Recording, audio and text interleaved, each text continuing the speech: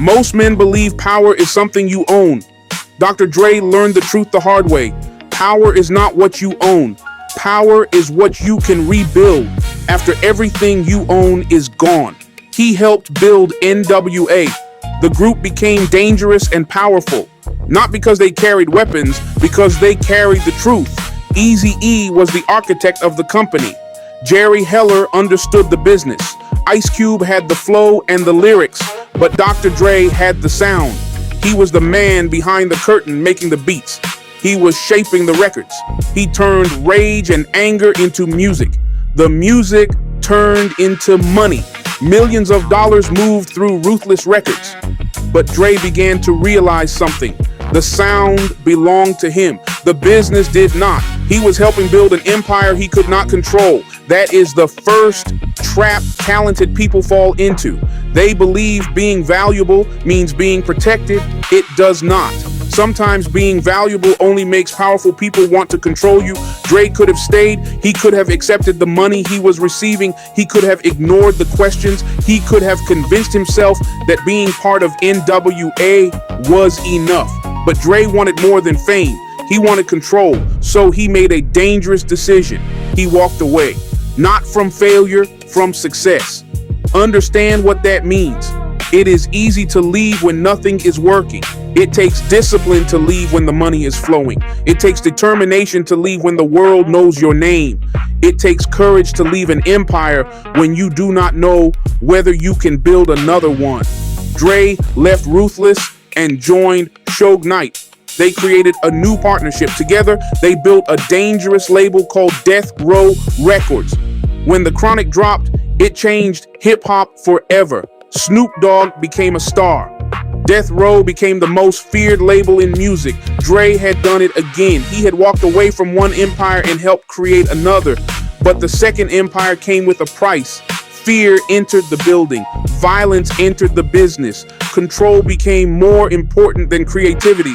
Dre found himself in the same position. Different partner, different company, same trap. Once again, he was helping build something powerful that another man controlled. This time, walking away would cost him even more. Money, property, records, status, years of work. Most people would have stayed. They would have told themselves they had too much to lose. Dre understood something they did not. Sometimes, everything you are afraid to lose is the very thing keeping you trapped. So he walked away again. People thought he was finished. No N.W.A, no DRE, no Suge Knight, no empire behind him. But Dre was not empty-handed. He still had the one thing nobody could take, his skill. They took his office, they took his masters, they even took his money, but they could not take his ear. They could not take his discipline and determination. They could not take the thousands of hours he spent learning how to build a record. They could not take his willingness to begin again. That is why Dr. Dre survived them all. Not because every decision was perfect, not because he never failed. He survived because every time the empire collapsed, the builder was still alive. And a builder with discipline is never truly broke. He is only between empires.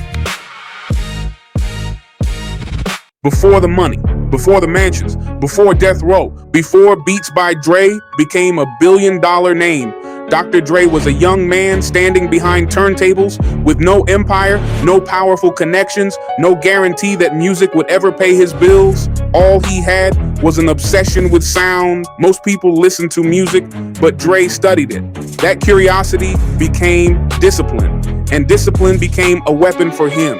Understand this, talent may get your attention, but your discipline makes you dangerous. Talent is what you are born with. Skill is what you build when nobody is watching. Before the fame and fortune, Dr. Dre worked day and night, perfecting his craft as a beat maker and a DJ. What Dr. Dre did not know at the time was that he was building something more valuable than money. He was building himself. That is where most people make their first mistake. They chase the reward before they develop the ability. They want the position and the title, they want the respect, but they do not want the process. The trying and the failing, the frustration, the lonely hours it takes to become great. Dre wasn't afraid of the process. In fact, He became the process. He spent hours upon hours in a dark room making beats, studying different genres of music, experimenting with sounds. Dre was like a soldier in boot camp before going to war. He was sharpening his skills. In every mafia movie, every serious mob family has someone who understands the operation better than everyone else. The boss may own the building, the soldiers control the street, but somewhere in the back room, there is an ambitious man who knows how everything works. He studies where the money comes from. He learned how to apply pressure. He will do anything by any means necessary to get what he wants. He knows how to turn a small opportunity into a larger operation. For N.W.A, Dr. Dre would become that man. Eazy-E had street credibility and the money. He had the willingness to invest. Jerry Heller understood the business world. Ice Cube could turn anger into words, but Dr. Dre knew how to turn those words into records. That was the difference. You can have all the lyrics in the world, but without the right sound, it won't work. You can have a powerful message, but without the right presentation, it will never reach the public. Dre gave the message force by adding the drums and sound. He gave it tension and an identity. He helped create a sound that made people stop what they were doing and pay attention. N.W.A did not enter the music business quietly. They kicked the door open. Their music was raw, aggressive, and uncomfortable. It sounded like a warning coming from a city that America had ignored. The group was not simply making songs. They were the epitome of gangsta rap. Their message resonated with a large population of people who had no voice. N.W.A was the most controversial group at the time. Even the federal government had taken notice of the group. In fact, they even sent a letter warning them that they were being watched. With all the attention, it only created more curiosity and demand from fans across the globe. Demand went wild, and money started pouring in. N.W.A became one of the most feared names in music, but success changes everything. For N.W.A, every member began to wonder about all the money being generated. In the beginning, the group was like a family, but now everything was a secret when it came to contracts. Ice Cube was the main one who saw the weirdness. He would later reveal that Jerry Heller put a $75,000 contract in front of him in a dark room without a lawyer, which made him suspicious and reluctant to sign. Then he became the villain because he wanted to know about the profits. He had questions and he wanted answers, but the powers that be tried to demonize him. He worked hard and he expected to be paid for his labor, but his questions exposed the dark mindset of Jerry Heller, and it ultimately destroyed N.W.A as an organization. N.W.A looked powerful from the outside, but on the inside, the cracks were beginning to form. The group had become successful, but not everyone felt that success was being shared fairly.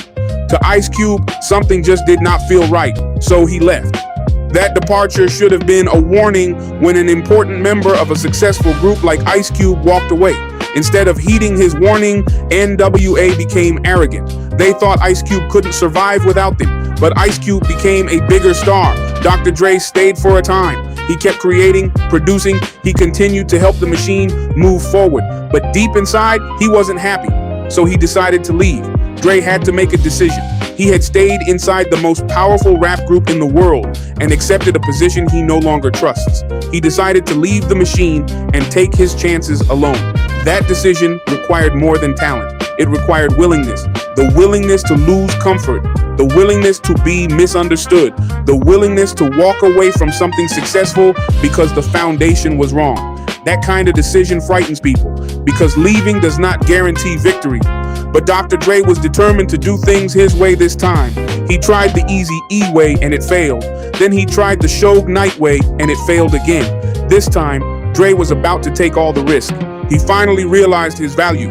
He left the money, the catalog, and people mocked and laughed at him. They called him a coward because he did not fight for his catalog. One thing they did not know was that Dr. Dre was a walking catalog. He was the money. They could take everything from him except the skills. This is why developing a real skill matters. A job can end. A company can close. A partner can betray you. A contract can trap you. A powerful person can remove you from the room. But when your value lives inside your mind and your hands, you are never completely powerless. You may lose your position, you may lose your money, you may even lose your reputation, but you still can create again. Dre was about to test that belief. He would leave one of the most important groups in music. He would enter a darker partnership, a partnership built on force, fear, and ambition. The next man across the table was not Jerry Heller, it was Suge Knight. Suge did not move like a traditional executive, he moved like a mob boss. Aggressive and unpredictable, he specialized in fear and intimidation. He understood that Dr. Dre was more than a producer. Dre was the engine. Suge believed that if he could remove the engine from Ruthless Records, he could build a new machine around it. That was the plan. Take the man with the sound, build a new company, challenge the old empire. It looked like freedom, but freedom offered by another powerful man can become a different kind of prison. Dre was leaving one dangerous table. He was about to sit down at a more sinister table. This time, the money would become larger, the records would become bigger, the empire would become more powerful, but so would the danger. Dr. Dre had spent years developing his weapon. Now he was about to discover that having a skill can get you inside the room. It does not guarantee that the men inside that room will allow you to leave with what you earned. The meeting was over, and the old arrangement was finished. Dr. Dre had crossed the street. Waiting for him on the other side was Suge Knight. Suge was not a musician. Suge's gift was intimidation. He was the perfect person for the music business, because for years, black artists had been taken advantage of. But Suge was making sure that did not happen anymore. Suge eventually lost his way. The rumors started to spread. Stories of threats, intimidation, and physical pressure followed the negotiations that led to the release of Dre and others from Ruthless. Some details remain disputed. Even Suge denied certain accusations. But one fact could not be argued. Dre was free to build somewhere else. Now Suge needed Dre, and Dre needed protection. One man understood music, the other understood force. It was the type of partnership seen in mafia movies. The strategist and the enforcer, the architect and the muscle, the man creating the product and the man making sure nobody interfered with the operation. Together, they formed Death Row Records. Even the name sounded like a warning. This was not supposed to be another small independent label asking the music industry for permission. They wanted power, they wanted distribution, they wanted the West Coast to control its own future. But before Death Row could become an empire, it needed a record. Not an ordinary record, a record strong enough to make the industry forget everything Dre had left behind. Dre entered the studio, carrying the weight on his shoulders. Then came a young rapper named Calvin Broadus. We know him as Snoop Dogg. Warren G, Dre's stepbrother, helped connect Snoop to Dre. Their first major test came with Deep Cover from the movie Deep Cover soundtrack. The record introduced Dre as a solo force and gave the public an early look at Snoop. Their chemistry on that song led directly into the work that became The Chronic. The plan was working, but Dre did not stop after one strong record. Then, Dr. Dre released The Chronic, released on December 15, 1992, became a classic and gave Dre his first Grammy victory when Let Me Ride won Best Rap Solo Performance. Dre was no longer defending his decision to leave. Now other people had to explain how they had let him get away. That is the strongest response to doubt, not an argument, a result. The music became unavoidable. Every car on the street was playing it. The clubs and the radio stations played it. People who had never visited Compton suddenly recognized the sound of the West Coast. Death Row had arrived, but Dre was already thinking about the next move. He understood that one successful album could create attention. A second successful artist could create an organization. Snoop was next. The public had heard enough of his voice to want more. The demand was already there. Dre took control of the production for Doggy Style. Once again, he did not simply give an artist beats. He built a world around the artist. The production matched Snoop's personality, relaxed but sharp, playful but threatening, smooth enough for radio, heavy enough for the streets. That is what artist development looks like. It is not forcing every performer into the same sound. It is identifying what makes someone different and building around it. When Doggy Style arrived in November 1993, the public was ready. The album sold roughly 800,000 copies in its first week. and made Snoop one of rap's biggest stars. Death Row now had more than a successful producer. It had a system. Dre could identify talent. He could shape talent. He could create an environment that made talent profitable, that made him more valuable than a man who could simply produce one hit. A hitmaker helps one record succeed. An architect designs a structure in which several people can succeed. Death Row began growing around that structure. The Dog Pound, the Lady of Rage, Nate Dogg. They had writers, musicians, engineers, producers. People entered the building because Death Row had become the center of the West Coast. The label was no longer chasing the industry. The industry was chasing the label. Executives wanted meetings. Artists wanted contracts. Promoters wanted shows. Everyone wanted access to the operation. For a moment, the partnership appeared perfect. Dre controlled the music. Suge controlled the business. Jimmy Iovine and Interscope helped place the product into the larger system. Everyone had a position. Everyone appeared to understand the arrangement. But rapid success creates problems that slow success never has time to create. The money arrived faster than the organization could mature. The reputation became larger than the people managing it. The circle widened. New faces entered the building.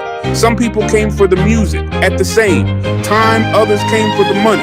Some people came for the protection. Others came because standing near power made them feel powerful. The studio began changing. It was no longer only a place where records were created. It became a headquarters. An audience gathered around the operation. Arguments became more serious. Disrespect carried consequences. Fear became part of the company culture. At first, fear can look like leadership. People arrive on time. Nobody challenges the boss. Orders are followed quickly. The room becomes quiet when the leader enters. From the outside, the organization looks disciplined. But fear and discipline are not the same thing. Discipline teaches people to control themselves. Fear teaches people to hide what they are thinking. That difference can destroy an empire. When employees are afraid to speak honestly, leaders stop receiving the truth. The beef between Death Row and Bad Boys was brewing, and Dre could see it. He was tired of it. For Dre, success had created a golden cage. Everything looked valuable. The offices, the cars, the jewelry, the parties, the famous artists, but a golden cage is still a cage. The more Death Row grew, the more difficult it became for Dre to protect the one thing responsible for its rise, the creative process. A studio requires focus, it requires patience, it requires the freedom to make mistakes. A person cannot experiment properly while watching the door. An engineer cannot concentrate while wondering whether an argument might become physical. Years later, Dre would reveal that working in Death Row had become more than he could tolerate. This is where Dre faced another test, not a test of production, a test of judgment. Could he separate success from safety? Could he admit that a profitable situation had become unhealthy? Could he leave before the public understood why he was leaving? Most people wait for an empire to collapse before they move. By then, the exits are crowded. The money is gone. The lawyers have arrived. Everyone is trying to save themselves. Dre saw the danger while Death Row was still winning. That made the decision harder. In 1995, the label added another force, Tupac Shakur. Tupac did not enter quietly. He arrived carrying anger, legal battles, ambition, and a feeling that time had been stolen from him. He wanted to work. He wanted to release music. He wanted to fight every enemy in front of him. Death Row gave him the machinery to do it. The label suddenly had Snoop, Dre the Dog Pound, Suge, and now Tupac. On paper, the organization looked unbeatable. It had the biggest personalities, the strongest image, the most aggressive leader, one of the best producers in music. It had money, influence, fear, momentum. But powerful personalities do not automatically create a powerful team. Sometimes they create competing centers of gravity. Tupac brought urgency into the building. Suge brought force. Dre brought control and precision. Those energies did not always move in the same direction. Dre produced California Love, helping give Tupac one of the defining records of his career. But creating a great song did not solve the deeper problem. Dre was moving away from chaos. Tupac was moving directly toward confrontation. The company was becoming more connected to conflict. The East Coast-West Coast rivalry was heating up. Personal disagreements were becoming public entertainment. Journalists wanted drama. Fans chose sides. Artists began speaking as if every record required an enemy. conflict was becoming part of the business model. That was dangerous. When an organization profits from tension, peace can begin to look unprofitable. The company starts feeding the very thing that might destroy it. Dre had spent years learning how to control sound. Now he was surrounded by noise he could not control. The arguments, the rumors, the threats, and the egos. People were trying to prove how tough they were. That chaos was moving closer to the center of the operation. Dre had a choice. He could protect his position or he could protect his future. Those are not always the same thing. Protecting his position meant staying quiet, keeping the title, continuing to collect money, allowing Suge to control the environment, waiting to see what happened, whereas protecting his future required a smarter but harder move, leaving before the situation took something from him that money could not replace. The truth is, Dre wanted his peace, his focus, his freedom, and more importantly, his life. Understand the level of discipline that is required here. Dre was not escaping a failing company. Death Row was dominating the charts. By March 1996, the label had sold more than 18 million albums in only a few years. Dre, Snoop, the Dogg Pound, and Tupac had made it. One of the most powerful operations in popular music. Walking away from a collapsing business is common sense, but walking away from a winning business requires vision. Dre could see beyond the current numbers. He could see where the road was leading. The destination did not match the life expected, so he moves. On March 22nd, 1996, news broke that Dr. Dre was leaving Death Row and launching a new label with financial support and distribution from Interscope Records. He would serve as the new company's chief executive and produce exclusively through it. The announcement shook the industry. Dre had helped create the most powerful label in rap. Now he was leaving it behind. No long goodbye, no retirement tour, no guarantee that the next operation will work. He simply stepped away from the table. Some people saw weakness, others saw betrayal. Some believed Suge had become the real power and Dre was running from the pressure.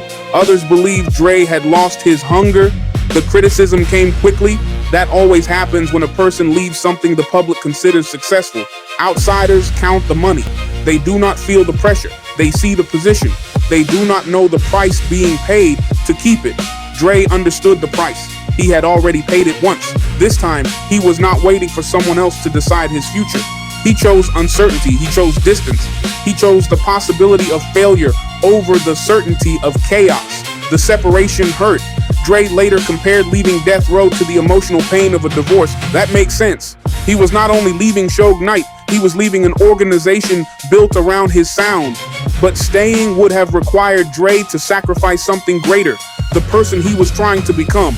That is the part people forget about: determination. Dr. Dre wasn't waiting anymore, so he moved forward and he let go of everything. At the time, people thought that he was stupid for leaving empty-handed. But Dre had plans, and he saw a vision of a new empire. You see, having the skills gives him leverage. You could put Dre anywhere in the world. As long as he had his beat machine, a microphone, and a keyboard, he would thrive. Dre walked away at the right time, right before Death Row's darkest year. Tupac got killed in Las Vegas. Suge got sent to prison for violating probation. Death Row collapsed after Dre's departure. Dre had escaped before the doors closed, but escape was not victory. Not yet. He had no new superstar. The next chapter would not begin with the celebration. It would begin with doubt. The first project from his new label would struggle. Artists would come and go. Critics would question whether the man who helped build two empires could build one on his own. For the first time in years, Dr. Dre would not have a powerful organization protecting his name. He would have to prove that the magic did not belong to N.W.A. It did not belong to Death Row. It did not belong to Suge Knight. It belonged to the man willing to return to the studio after the kingdom was gone.